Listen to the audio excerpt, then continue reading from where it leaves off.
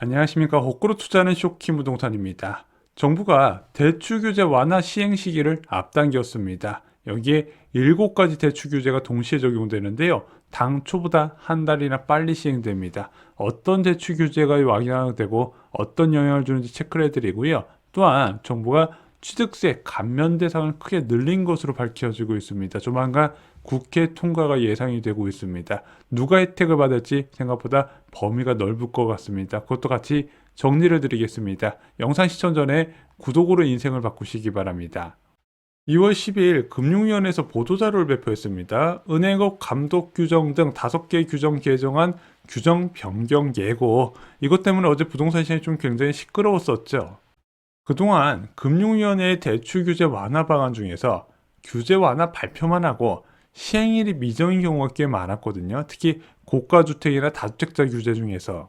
하지만 규제 완화를 기다리는 사람들은 정말 많았어요. 자, 이 사람들이 대출 받아서 한 채 더 사야지 이런 개념이 아니라 역전세난을 맞은 상황에서 자금이 부족해지니까 대출에 의존해 줄 수밖에 없는데, 이게 다주택자 같은 경우는 워낙 복합적인 규제를 적용받다 보니까 이것을 실무적으로 사용하기가 거의 어려웠었거든요. 그래서 계속 부동산 커뮤니티에 이거 언제 풀려요 언제 풀려요 질문이 오지만 그게 언제 풀릴지 아무도 몰랐어요.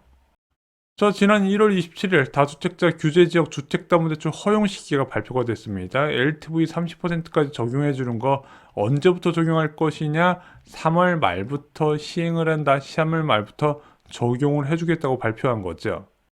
자, 하지만 어제 2월 10일 금융위원회가 보도자료를 발표했는데, 그동안 시행하기로 한 대출 규제 완화 방안을요, 일괄적으로 3월 2일 날 시행하기로 밝힌 겁니다. 그러면은 어떤 규제가 풀리고 어떤 규제가 3월 2일부터 적용되는지 좀 하나하나 살펴보겠습니다.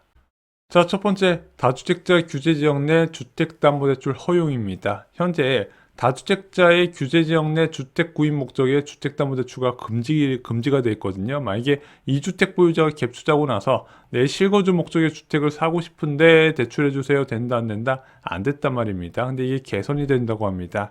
규제지역 내 주택 구입 목적 주택담보대출 취급을 허용하기로 했는데 LTV를 30%로 제한을 합니다. 당연히 이거는 규제지역만 적용되는 거고요. 2주택 이상자라도요, 비규제지역에서 주택담보대출 받을 때는 LTV가 60%가 됩니다. 그럼 규제지역이 어디 있죠?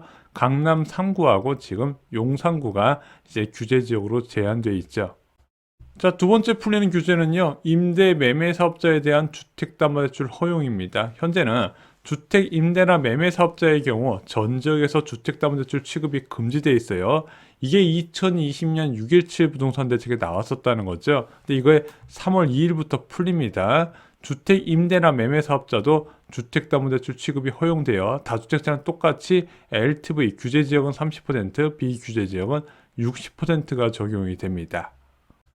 자, 세 번째는요, 임차보증금 반환 목적 주택담보대출 관련 각종 제한 완화입니다. 지금 세입자 내보내고 공실로 두고 나서 8년 사람들 이거 많이 활용을 하는데 이게 굉장히 어려움이 있대요.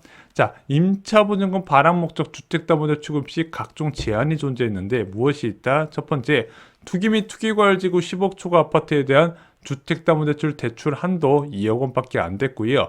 규제지역 내 9억 초과 주택에 대한 전입 의무도 있었습니다. 또한 2주택 보유 세대의 규제지역 소재 담보대출 취급 시 다른 보유주택 처분 의무도 있었고요. 3주택 이상 보유 세대의 규제지역 내 주택담보대출 금지도 있었습니다. 그런데 임차보증금 반환 목적에 대해서는 이런 4가지의 규제 상황을 일괄적으로 폐지하기로 발표했습니다. 자, 네 번째, 생활안정자금 목적 주택담보대출 한도 제한입니다. 현재는요, 생활안정자금 목적 주택담보대출은 연 최대 2억 원까지만 취급이 가능합니다. 근데 어떻게 바뀐다? 생활안정자금 목적 주택담보대출의 대출 한도가 폐지가 돼버립니다. 그래서 LTV나 DSR 범위 내에서 대출 받고 싶은 대로 받을 수가 있어요. 근데 여러분들 주의하셔야 됩니다. 이 생활안정자금은요, 주택 구입 목적으로 사용하시면 안 됩니다. 대출 기간에서 6개월마다 체크해서 주택수가 늘었는지 안 그랬는지, 만약에 늘었으면 기한 이익 상실이라는 무서운 제재가 가해지게 됩니다. 자, 그래서 등기 후 3개월 이내까지는요, 주택 구입자금 대출이라고 분류되고 그 이후부터는 생활 안정자금으로 들어간다는 거 잊지 마시기 바랍니다. 자, 다섯 번째는요, 주택담보대출 대환 시 기존 대출 시점의 DSR 적용입니다. 자, 원칙적으로 주택담보대출 대환은 신규 대출을 취급하여서 대환 시점에 DSR을 적용했는데 이것을 바꾼다고 하네요. 대출 받았을 때의 DSR을 적용한다고 합니다. 이게 왜 이 이야기가 나왔냐면은 예전에 이제 많이 연끌 투자할 때 신용대출하고 주택담보대출을 같이 받은 사람이 있어요. 근데 이 DSR 규제가 뭐다?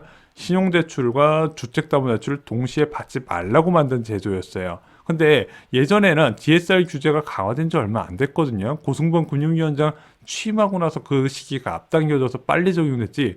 그전에는 뭐 신용대출 1억, 1억 5천씩 받고 주택담보대출 풀로 받은 사람 많았어요. 근데 그 사람들이 지금은 DSR에 적용되다 보니까 대환이 안 되네. 예전 고정금리, 옛날에 변동금리 낮게 2%대 했다가 현재 막 5%, 6% 받다 보니까 낮은 금리로 대환이 안 되네. 그 문제를 해소해 주려고 이번에 만든 겁니다.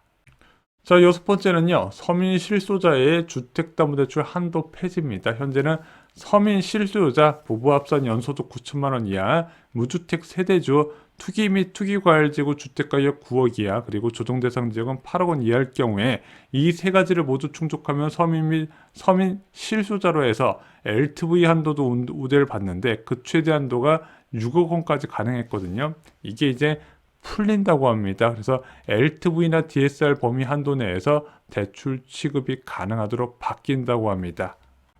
예를 들면 이거죠. 뭐 8억짜리 대출 받는데 이 지역은 비규제 지역에서 최대 대출 한도가 6억 3천만 원이야. 하지만 그동안 대출 한도가 3억이라서 6억까지밖에 안 됐네. 그거 풀어서 6억 3천까지 받게 해주겠다. 뭐 이런 내용인 겁니다. 뭐 그렇게 크게 영향을 줄 만한 내용은 아니라고 생각돼요.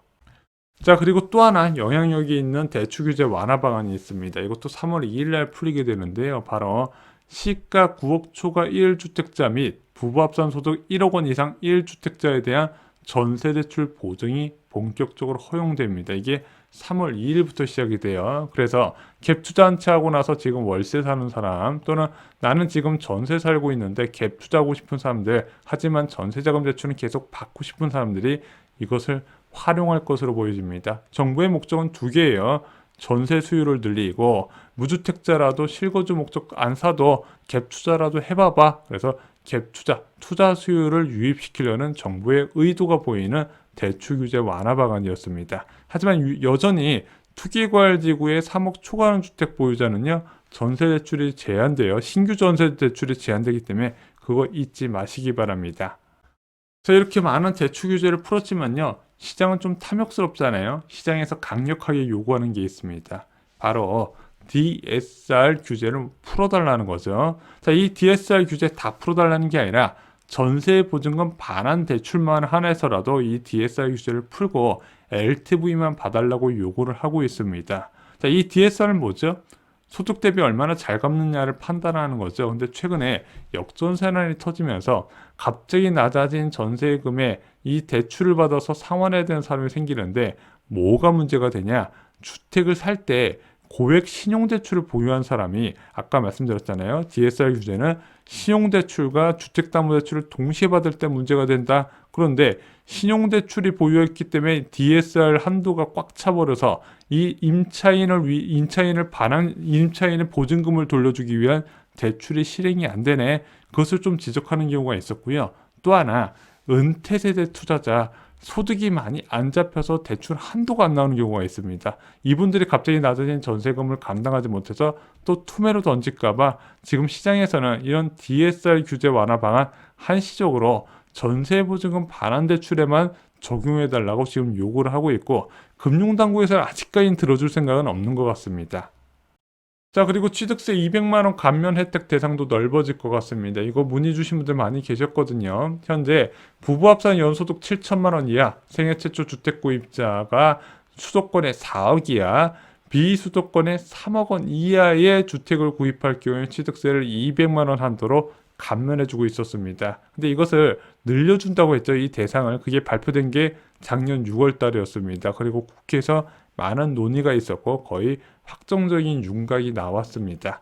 개선은요, 일단 소득 요건이 폐지가 돼서 누구나 취득세 감면 혜택을 받을 수 있고요. 주택 구입 가액 요건 실거래가 12억이 유력합니다. 그래서 12억 원 이하 주택을 구입하려는 생애 최초 주택 구입자는 취득세 감면 혜택을 받는데 2022년 6월 21일 날 이 취득세 감면 혜택 감면 대상을 넓히겠다는 발표가 있었거든요.